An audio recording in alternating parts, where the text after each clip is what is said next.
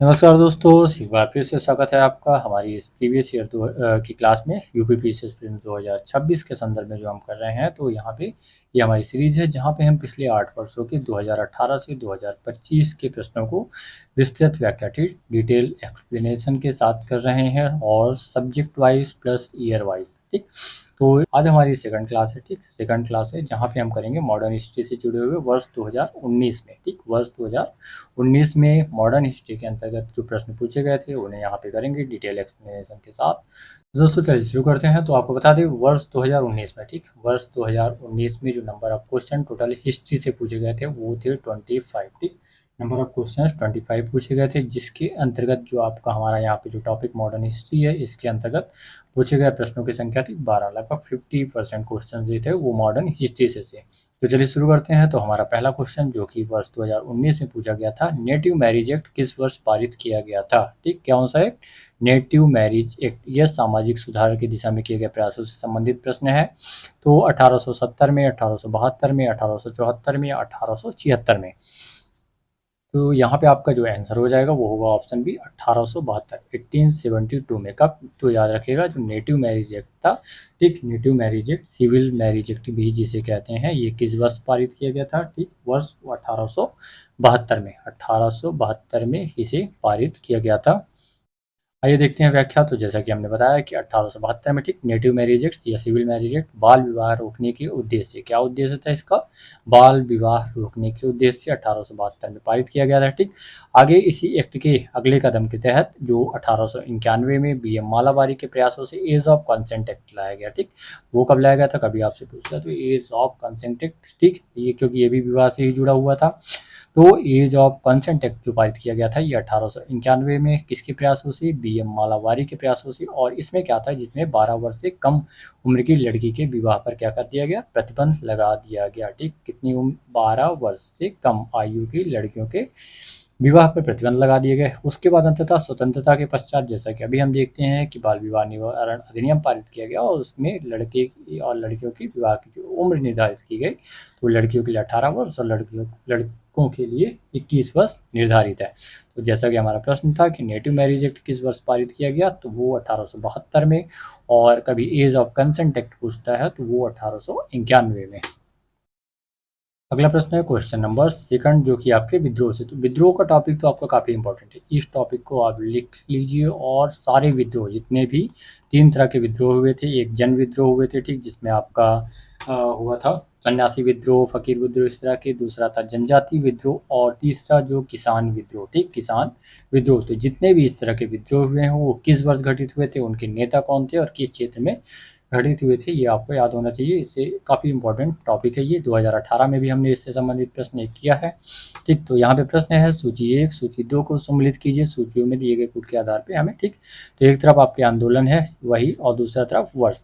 यहाँ पे अब हमें मैच करना है, ठीक, कि कौन सा किस वर्ष हुआ था। तो ए आपका पाबना विद्रोह, बी एका विद्रोह, सी संथाल विद्रोह और डी ताना भगत आंदोलन। ये है आपके option A B C and D.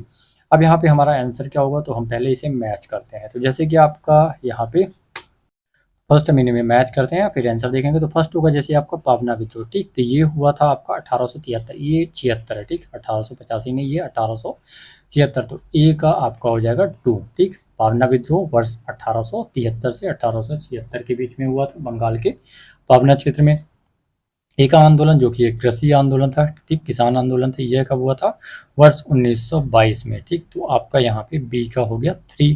Then Santhal विद्रोह काफ़ी महत्वपूर्ण विद्रोह है, 2018 के प्रश्न पत्र में भी ये पूछा गया था और ये हुआ था आपका 1855 से 56 की अवधि में। तो सी का आपका हो गया 1 और डी बचा आपका ताना भगत आंदोलन जो वर्ष 1914 में। तो डी का हो गया आपका 4।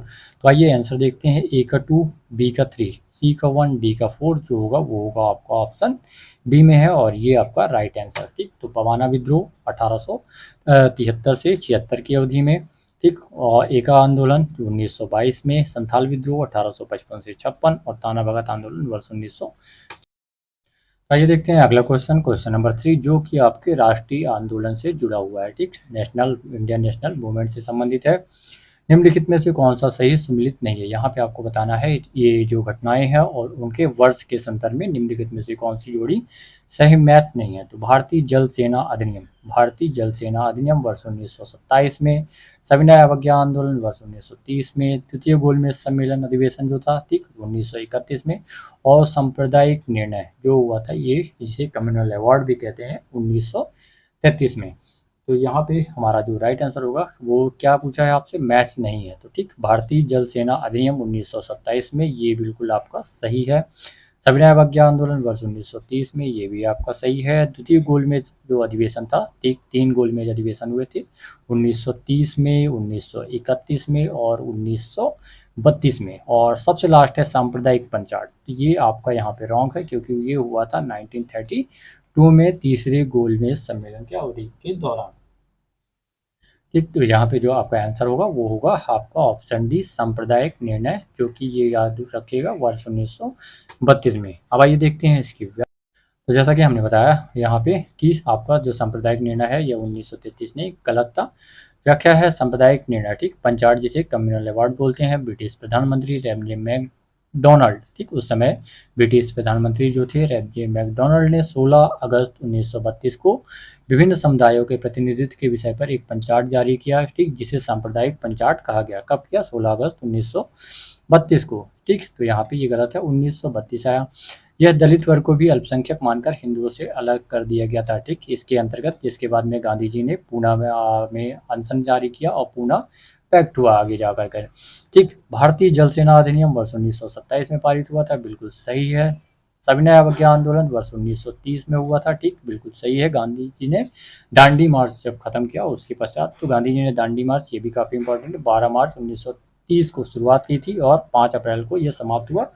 ठीक, 6 अप्रैल को 1930 में नमक कानून बनाकर इसे समाप्त किया और फिर आपका चालू हुआ सविनय अवज्ञा आंदोलन। द्वितीय गोलमेज सम्मेलन यह लंदन में 7 सितंबर 1931 से 1 दिसंबर 1931 तक चला, ठीक कांग्रेस प्रतिनिधित्व के रूप में इसमें गांधी जी ने भाग लिया था। ये काफ़ी इंपॉर्टेंट हो जाता है क्योंकि एकमात्र अधिवेशन था, ठीक 3 अधिवेशन हुए थे जो गोलमेज सम्मेलन, उसमें केवल दूसरा था जिसमें गांधी जी ने भाग लिया था, ठीक गांधी जी शामिल हुए थे, इसलिए और भी महत्वपूर्ण हो जाता है। कब हुआ था? 7 सितंबर 1931 से 31 दिसंबर 1931 तक। तो हमारा अगला क्वेश्चन है क्वेश्चन नंबर 4, ठीक राष्ट्रीय घटनाक्रम, ये भी आपके राष्ट्रीय आंदोलन से जुड़ा हुआ है। निम्नलिखित घटनाओं को कालानुक्रम रूप में व्यवस्थित कीजिए, ठीक और नीचे दिए गए कूटों में से सही उत्तर का चयन कीजिए। आपके यहाँ पे अब जो घटनाएं हैं, साइमन आयोग की नियुक्ति, जलियांवाला बाग हत्याकांड, महात्मा गांधी की दांडी यात्रा और फिरोज शाह मेहता की मृत्यु, ठीक ये आपके घटनाक्रम है। अब हमें यहाँ पे बताना है कि यहाँ पे राइट आंसर क्या होगा। तो आपको बता दें जो आंसर होगा वो तो होगा आपका ऑप्शन ए, ठीक। अब आइए देखते हैं पहले ये घटनाक्रम हुए कब थे और फिर हमें आंसर, जैसा कि हमें बताया ये, जैसा कि हमारा आंसर था ऑप्शन ए। तो क्यों? तो देखिए फर्स्ट होगा फिरोज शाह मेहता की मृत्यु, ठीक क्योंकि हमें इसे पहले से बाद के क्रम में अरेंज करना है। तो फिरोज शाह मेहता की जो मृत्यु हुई थी, ठीक वो कब हुई थी? 5 नवंबर 1915 को। वे एक अंग्रेजी अखबार बॉम्बे क्रॉनिकल के संस्थापक थे, याद रखिएगा। तो फिरोज शाह मेहता जो थे इनकी मृत्यु हुई थी 5 नवंबर 1915 को और ये बॉम्बे क्रॉनिकल के संस्थापक थे। उसके बाद जलियांवाला बाग हत्याकांड सेकंड, ठीक जैसे कि first 4 then second. Jallianwala Bagh हत्याकांड काफी इंपॉर्टेंट है, वर्ष 13 अप्रैल 1919 को, ठीक अमृतसर में हुआ था। जनरल डायर ने के आदेश पर निहत्थी जनता पर गोलियां चलाई गई जिसमें लगभग 1000 लोगों की मृत्यु हो गई थी, ठीक। उसके बाद साइमन कमीशन की नियुक्ति, जो कि ठीक 10 वर्ष आपका भारत शासन अधिनियम 1919 जो था उससे संबंधित यह अधिनियम था, उसकी रिपोर्ट के लिए गठित किया जाना था 10 वर्ष बाद, परंतु उससे पहले ही इसका गठन कर दिया गया। तो कब किया गया था? 8 नवंबर 1927, ठीक 8 नवंबर 1927 को साइमन कमीशन का गठन किया गया जॉन साइमन की अध्यक्षता में, और इसके सभी सदस्य अंग्रेज थे, जिस कारण इसे व्हाइट कमीशन भी कहा गया, ठीक क्या कहा गया? इसे व्हाइट कमीशन की संज्ञा दी गई क्योंकि जो सारे मेंबर थे इसके वो अंग्रेज थे। देन महात्मा गांधी का दांडी यात्रा, तो ये उन्होंने 12 मार्च 1930 को शुरू की गई थी और साबरमती आश्रम से, और 6 अप्रैल 1930 को दांडी पहुंचकर वहां पे नमक बनाकर नमक कानून का उल्लंघन किया और फिर चालू हुआ सविनय अवज्ञा आंदोलन, ठीक। तो सविनय अवज्ञा आंदोलन दांडी मार्च के बाद की घटना है। तो इस प्रकार जो आंसर हो गया हमारा ऑप्शन यहाँ पे ए। फिर से देख लेते हैं इसको प्रश्न के आधार पे। तो ठीक ये आपका प्रश्न था, ठीक, प्रश्न था तो साइमन आयोग की नियुक्ति जैसा कि हुई थी आपकी नवंबर 1927 में। जलियांवाला बाग हत्याकांड 13 अप्रैल 1919 को। महात्मा गांधी ने दांडी मार्च शुरू किया था आपका 12 मार्च 1930 को। और फिरोज शाह मेहता की मृत्यु हुई थी वर्ष 1915 में। ठीक, फिरोज शाह मेहता की जो मृत्यु हुई थी नवंबर 1915 में। तो इस प्रकार फर्स्ट होंगे फिरोज शाह मेहता 4, देन 2 जलियांवाला बाग हत्याकांड 1919 में, फिर उसके बाद आपका साइमन कमीशन 1927 में, और महात्मा गांधी की दांडी यात्रा मार्च 1930 में। तो इस प्रकार आंसर हो गया आपका ऑप्शन ए। अगला क्वेश्चन है क्वेश्चन नंबर 5। ठीक, क्वेश्चन नंबर 5 जो कि 2019 में मॉडर्न हिस्ट्री से संबंधित है। आईएनए, ठीक, आईएनए जो था आज़ाद हिंद फौज, इंडियन नेशनल आर्मी। ठीक, इंडियन नेशनल आर्मी के जो अधिकारी थे उन पर मुकदमा चलाया गया था। ठीक, वो कहाँ पर चलाया गया था? लाल किला दिल्ली में, ग्वालियर फोर्ट में, आमेर फोर्ट में या आगरा फोर्ट में। ठीक, जो इंडियन नेशनल आर्मी थी, ठीक, सुभाष चंद्र बोस की, इसके जो कुछ सदस्य थे जिन पे मुकदमा चलाया गया था वो कहाँ पे चलाया गया था? तो यहाँ पे जो आपका आंसर हो जाएगा वो होगा ऑप्शन ए, लाल किला। ठीक, दिल्ली में, लाल किले दिल्ली में इसका जो मुकदमा चलाया गया था, ऑप्शन ए। आइए देखते हैं इसकी व्याख्या। तो आपका जो यहाँ पे व्याख्या हो जाएगी तो आपका यहाँ पे देखिए ए, ठीक, लाल किला दिल्ली में। Indian national army Azad Hind फौज का विचार सबसे पहले मोहनलाल सिंह के मन में आया था और सुभाष चंद्र बोस ने सिंगापुर में आज़ाद हिंद फौज का पुनर्गठन किया। ठीक, पुनर्गठन किया था कहाँ पे? सिंगापुर में। द्वितीय विश्व युद्ध समाप्त के होने के बाद, जापान की हार के बाद आईएनए के सिपाहियों को आत्मसमर्पण करना पड़ा और सरकार ने उन पर देशद्रोह का आरोप लगाकर लाल किले पर मुकदमा, ठीक, लाल किले में मुकदमा चलाया नवंबर 1945 में। अब बचाव पक्ष में, ठीक, बचाव पक्ष में इसमें जो मुख्य प्रमुख थे वो थे भोला भाई देसाई और उनके सहयोगी जो थे तेज बहादुर सप्रू, जस्टिस काटजू और जवाहरलाल नेहरू ने इसमें आईएनए के मेंबर्स की तरफ से बहस की थी और बाद में उन्हें बरी कर दिया गया था। ठीक, अगला क्वेश्चन है क्वेश्चन नंबर 6 जो कि आपका जुड़ा हुआ है वो गवर्नर जनरल से संबंधित। ठीक, तो यहाँ पे आपको कथन और कारण दिए गए हैं। तो फर्स्ट कथन है आपका, जो कथन ए है, बंगाल की एशियाटिक सोसाइटी की स्थापना, ठीक, जो कब हुई थी? 1784 में, वारेन हेस्टिंग के काल में हुई थी और उसने सर विलियम जोन्स के पक्ष में उक्त विद्वत संस्था की अध्यक्षता का प्रस्ताव अस्वीकार कर दिया था। किसने? वारेन हेस्टिंग ने, क्योंकि उस समय वो बंगाल के गवर्नर थे। ठीक, बंगाल के गवर्नर जनरल थे उस समय। ये आपका प्रश्न है कि कथन है कि बंगाल की एशियाटिक सोसाइटी की स्थापना वारेन हेस्टिंग के काल में हुई थी, मतलब वारेन हेस्टिंग के गवर्नर जनरल के शासन काल में हुई थी और उन्होंने विलियम जोन्स के पक्ष में उक्त विद्वत संस्था, जो ये ऑर्गेनाइजेशन था एशियाटिक सोसाइटी, इसकी अध्यक्षता के पद को अस्वीकार कर दिया था। उसके बाद आपका कारण आता है कि वारेन हेस्टिंग स्वयं एक उद्धट विद्वान, प्राच्य विद्या का प्रखर समर्थक था जो संस्कृत, फारसी, अरबी के अध्ययन को प्रोत्साहित करता था। ठीक, अब आपके यहाँ पे विकल्प हैं ए, दोनों कथन और कारण दोनों सही है और जो कारण है आर कथन की सही व्याख्या करता है। फिर दोनों कथन और कारण सही है परंतु जो कारण आर है वो कथन ए की सही व्याख्या नहीं करता है। केवल कथन एक सही है किंतु कारण एक आर जो है वो कारण गलत है और कथन एक गलत है किंतु कारण जो है वो सही है। तो यहाँ पे आपका जो आंसर होगा वो होगा ऑप्शन बी। ठीक, ऑप्शन बी, क्योंकि दोनों ही, ठीक, कथन ए और कारण आर दोनों सही है परंतु ये उसकी व्याख्या, इस जो कथन है इसका कारण ये नहीं है। ठीक, बंगाल एशियाटिक सोसाइटी की स्थापना वर्ष 1784 में हुई थी, बिल्कुल सही है। व्याख्या देखते हैं। जैसा कि हमने बताया आपका बी होगा कि कथन और कारण दोनों सही है परंतु कारण जो आर है वो कथन ए की सही व्याख्या नहीं करता है। ए है कथन सही है क्योंकि बंगाल की एशियाटिक सोसाइटी की स्थापना लॉर्ड वारेन हेस्टिंग के काल में हुई थी 15 जनवरी 1784 को। ठीक, और किसके द्वारा? तो सर विलियम जोन्स ने की थी। इसकी जो स्थापना है एशियाटिक सोसाइटी ऑफ बंगाल, इसकी स्थापना सर विलियम जोन्स ने की थी 1784 में और तब गवर्नर जनरल जो थे बंगाल के वो थे वारेन हेस्टिंग। और हेस्टिंग ने इसकी अध्यक्षता का प्रस्ताव दिया गया था लेकिन उन्होंने इसे अस्वीकार कर दिया और विलियम जोन्स को अध्यक्ष बनने दिया गया। ठीक, तो अध्यक्ष जो बने इसके वो कौन थे? विलियम जोन्स ही हुए। अब कारण है वारेन हेस्टिंग 1772 से 1785 तक भारत के गवर्नर जनरल है। ठीक, बंगाल, क्योंकि उस समय भारत नहीं बंगाल के गवर्नर जनरल होते थे, तो क्योंकि 1772 ठीक से 1785 तक हुए। विद्या, ओरिएंटल विद्या समर्थक उसी के समय में ठीक समर्थक थे, और उसी समय भी चार्ल्स विल्किंस ने गीता और हिंदुस्त का अंग्रेजी में अनुवाद भी किया। ठीक, तो इस प्रकार जो हमारा आंसर था ऑप्शन बी, ए और बी सही है, और कथन जो है उसके कारण व्याख्या उसका कारण नहीं है। नेक्स्ट क्वेश्चन है क्वेश्चन नंबर 7। ठीक, राष्ट्रीय पंचांग के संबंध में कौन से कथन यहाँ पे सही है, क्या पूछा है आपसे। तो जब आपके प्रश्न पूछता है इस तरह के प्रश्नों में आपको यहाँ पे ये लास्ट पॉइंट जो होता है ये बहुत जरूरी होता है ध्यान देना, क्योंकि यहाँ पे क्या पूछ रहा है, सही है या ठीक राइट है या रॉन्ग है। ठीक, और पेपर में कम समय होता है और जल्दबाजी में गलतियां हो जाती हैं। तो इस प्रकार यहाँ पे जो प्रश्न है राष्ट्रीय पंचांग के संदर्भ में कौन से कथन सही है। तो पहला कथन है कि भारतीय राष्ट्रीय पंचांग विक्रम संवत पर आधारित है। दूसरा है राष्ट्रीय पंचांग को 26 जनवरी 1950 को अपनाया गया था।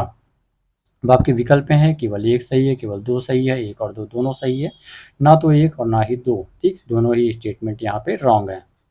तो यहाँ पे जो आपका आंसर हो जाएगा वो होगा ऑप्शन डी। ठीक, दोनों ही स्टेटमेंट, पहला भी कि भारतीय राष्ट्रीय पंचांग जो है वो विक्रम संवत पर आधारित है, ये रॉन्ग है, और दूसरा कि राष्ट्रीय पंचांग को 26 जनवरी 1950 को अपनाया गया था, ये भी यहाँ पे गलत है। अब आइए देखते हैं इसकी सही व्याख्या क्या होगी। ठीक, तो फर्स्ट है जैसा कि हमने बताया आपका ऑप्शन होगा डी। तो पहला कथन है क्योंकि भारतीय राष्ट्रीय पंचांग जो हमारा कैलेंडर है वो संघ संवत पे आधारित है। ठीक, और वहाँ पे क्या आपको दिखा था, विक्रम संवत। ठीक, तो भारतीय जो कैलेंडर है वो संघ संवत पर आधारित है, ना कि विक्रम संवत पर। संघ संवत की शुरुआत कुषाण शासक जो था कनिष्क के ठीक 1878वीं ईस्वी में की थी। किसने, कुषाण शासक कनिष्क ने 78 ईस्वी में इसकी की थी, और उसी पे आधारित है ये। तो भारतीय जो पंचांग है वो किस पे आधारित है, शक संवत पे, याद रखिएगा शक संवत पे, ना कि विक्रम संवत पे। अब दूसरा है कि दूसरा आपको दिया था कि 26 जनवरी 1950 को इसे अपनाया गया, तो ये भी बिल्कुल गलत था, क्योंकि भारत सरकार ने 22 मार्च 1957 को सरकारी प्रयोजनों के लिए इसे अपनाया था। ठीक, जो 26 जनवरी 1950 नहीं था। और अगर सब संवत की बात करें तो वर्ष का जो पहला दिन होता है इसमें 22 मार्च का, ठीक, अधिवर्ष में जो लीप ईयर में यह 21 मार्च का होता है।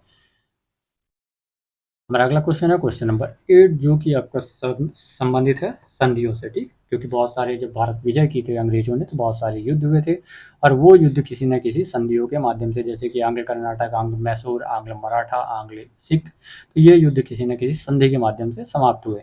तो वही आपका यहाँ पे प्रश्न है जुड़ा हुआ कि सूची 1 को सूची 2 से हमें मैच करना है। ठीक, एक तरफ आपकी संधियां हैं और दूसरी तरफ ये संधियां किस वर्ष हस्ताक्षरित की गई थी। ठीक, तो फर्स्ट है आपका इलाहाबाद की संधि, से बी है मैंगलोर की संधि, सी है सालबाई की संधि, और डी है मद्रास की संधि। तो आइए इन्हें मैच करते हैं और फिर देखेंगे आंसर। तो फर्स्ट हो जाएगा आपका ए। ठीक, क्या पूछा है, इलाहाबाद की संधि। तो इलाहाबाद की संधि दोस्तों हुई थी आपकी 1765 में। ठीक, 1765 मतलब ए का हो गया आपका 4। ठीक, ये आपके बक्सर युद्ध के बाद हुई थी। बक्सर युद्ध जो 22 अक्टूबर 1764 को हुआ, और उसके बाद अंग्रेजों की विजय होती है, और उसके बाद इलाहाबाद की संधि हुई। ठीक, तो इलाहाबाद की संधि 1765 में हुई, तो ए का हो गया आपका 4। देन बी मैंगलोर की संधि। ठीक, सेकंड है मैंगलोर की संधि, ये हुई थी आपकी 1784 में। ठीक, 1784, तो इस प्रकार बी का तो हो गया 2। अब 1784 में ये संधि के माध्यम से आपका द्वितीय आंग्ल मैसूर युद्ध समाप्त हुआ था। ठीक, द्वितीय आंग्ल मैसूर युद्ध जो हुआ था वो समाप्त हुआ था मैंगलोर की संधि के साथ 1784 में। सालबाई की संधि ये हुई थी आपकी 1782 में, तो सी का हो जाएगा आपका 1782 ए। ठीक, और इसके माध्यम से प्रथम आंग्ल मराठा युद्ध समाप्त हुआ था। ठीक, प्रथम आंग्ल मराठा युद्ध। और मद्रास की संधि हुई थी आपकी 1769 में, तो डी का हो जाएगा 1769 और 3, ये 3। तो यहाँ पे इसके माध्यम से आपका पहला जो आंग्ल मैसूर युद्ध था, पहला आंग्ल मैसूर युद्ध जो हुआ था 1767 से 1769, ठीक, वो यहाँ पे समाप्त हुआ था मद्रास की संधि के साथ। तो इस प्रकार अब आंसर देखते हैं। तो जो आंसर होगा हमारा फर्स्ट का तो होगा आपका ए का 4, ए की 4 आपके केवल 2 विकल्प में।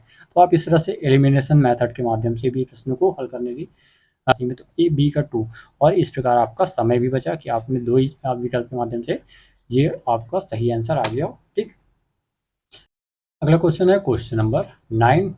निम्नलिखित घटनाओं को कालानुक्रम रूप में व्यवस्थित कीजिए और नीचे दिए गए कोटों से सही उत्तर का चयन कीजिए। ठीक, यहाँ पे हमें नेशनल मूवमेंट से जुड़ी हुई नेशनल मूवमेंट से जुड़ी हुई घटनाएं दी गई हैं, और इन घटनाओं को हमें अरेंज करना है पहले से।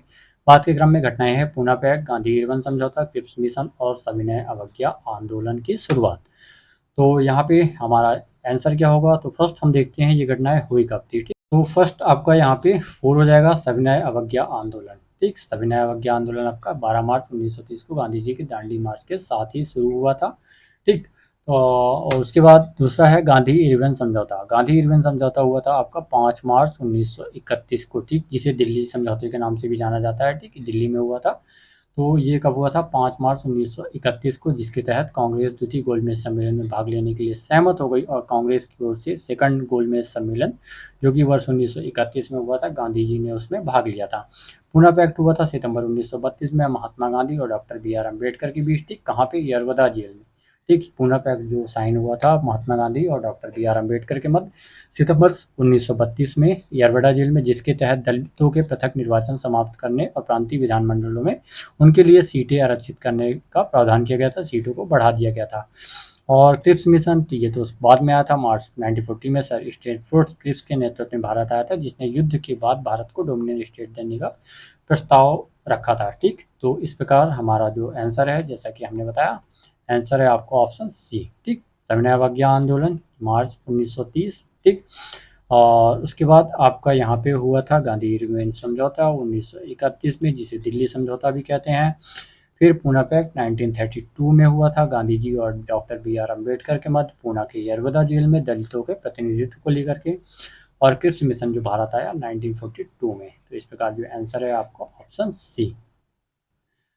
हमारा अगला क्वेश्चन है क्वेश्चन नंबर 10। असैनिक प्रशासन वर्ष 1905 के संदर्भ में कौन से कथन यहाँ पे सही है? ठीक, असैनिक प्रशासन 1905 के संदर्भ में निम्नलिखित में से कौन से स्टेटमेंट सही है? पहला है लॉर्ड कर्जन ने प्रांतीय सीमाओं को पुनर्गठित करने का निर्णय लिया। ठीक, यहाँ पे लॉर्ड कर्जन, क्योंकि उस समय भारत के वायसराय थे। ठीक, तो लॉर्ड कर्जन ने प्रांतीय सीमाओं को पुनर्गठित करने का निर्णय लिया।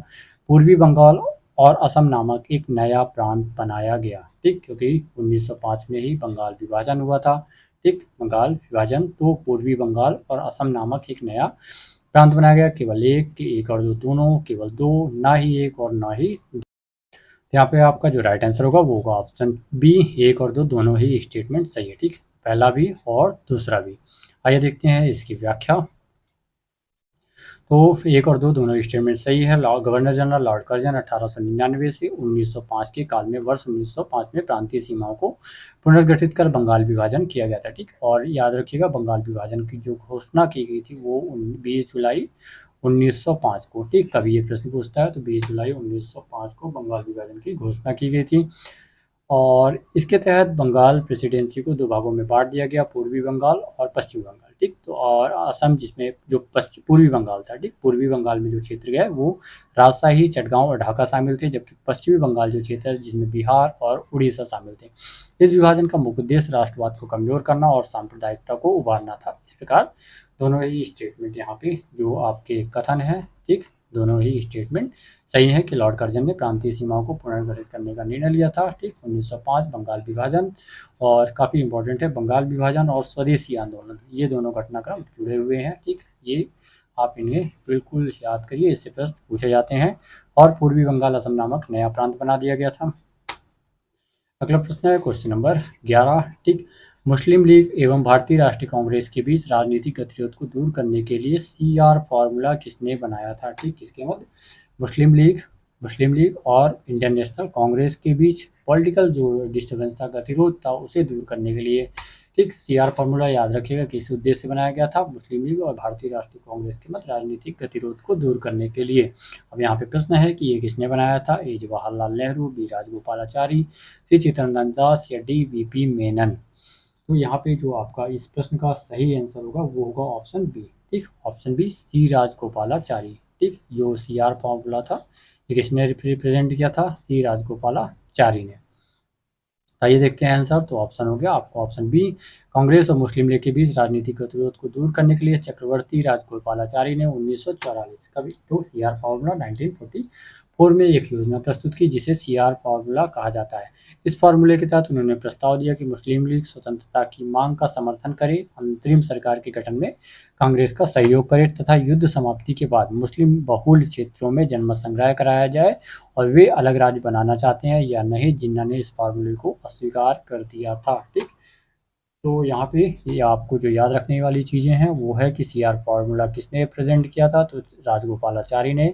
कब किया था? 1944 में। संबंधित था कांग्रेस और मुस्लिम लीग के बीच राजनीतिक गतिरोध को दूर करना, ठीक। अंतरिम, और इसमें क्या था कि स्वतंत्रता की मांग समर्थन करना और अंतरिम सरकार के गठन में कांग्रेस का सहयोग करी मुस्लिम लीग, और युद्ध समाप्ति के बाद जो मुस्लिम बहुल क्षेत्र थे वहाँ पे जनमत संग्रह कराया जाए, तो वो किस में शामिल होना चाहते हैं या पूरी तरह से अलग रहना चाहते हैं, ठीक। तो जिन्ना ने इस फार्मूले का क्या किया? अस्वीकार कर दिया था। अगला क्वेश्चन, क्वेश्चन नंबर 12, और जो आपका मॉडर्न हिस्ट्री, ठीक। मॉडर्न हिस्ट्री से वर्ष 2019 में, जैसा कि हमने बताया था, कि टोटल नंबर ऑफ क्वेश्चन 12 पूछे गए, 12 क्वेश्चन पूछे गए थे, और ओवरऑल हिस्ट्री के जो क्वेश्चन थे वो थे 25, ठीक। तो यहाँ पे हम अभी सिर्फ मॉडर्न हिस्ट्री के क्वेश्चन कर रहे हैं। तो ये प्रश्न आपका बुक से जुड़ा हुआ है, ठीक। जो नेशनल आंदोलन के दौरान राजनीतिक संगठन थे, जो पुस्तकें प्रकाशित हुई, ये सब आपको बिल्कुल याद होना चाहिए, इनसे प्रश्न। तो the rise and growth of economic nationalism in India के लेखक थे, ठीक। किस पुस्तक के?